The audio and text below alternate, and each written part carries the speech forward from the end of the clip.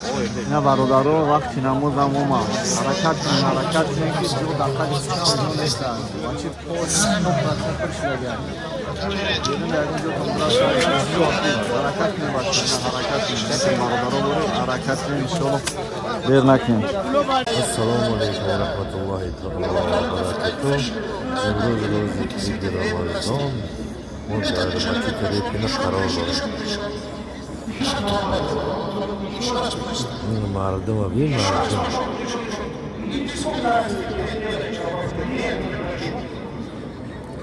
مردم اومده سن راسته ها همه محکم شد.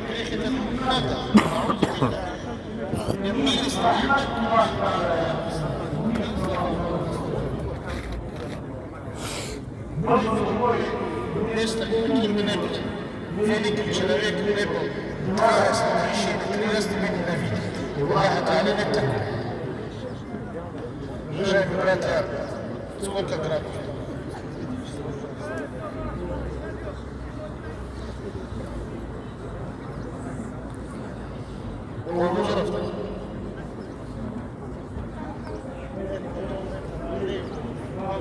Город Екатеринбург, улица Репина.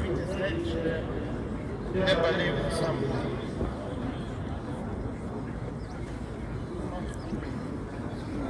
Народа много собралось. Которого есть. Да.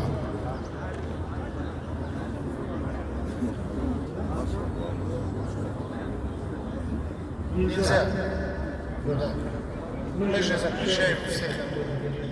Не волнуйся. Мы это всегда заботимся решим.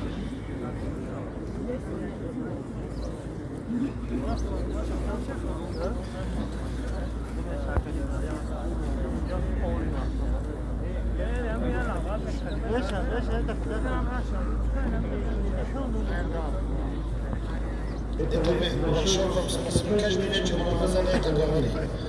Вот Хазар мне писал даже фотку, что неправильно поступаю. Мы это с ним Хазар всегда это обсуждаем, других объясняем. Иншаллах. Хорошо. Я пошел. Давайте перевезите мне это, пожалуйста, отдельную мою.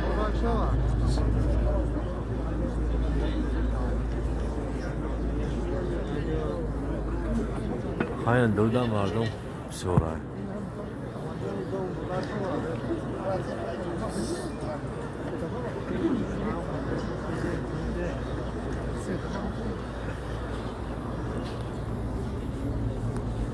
Selamat olsun, o kadar ama.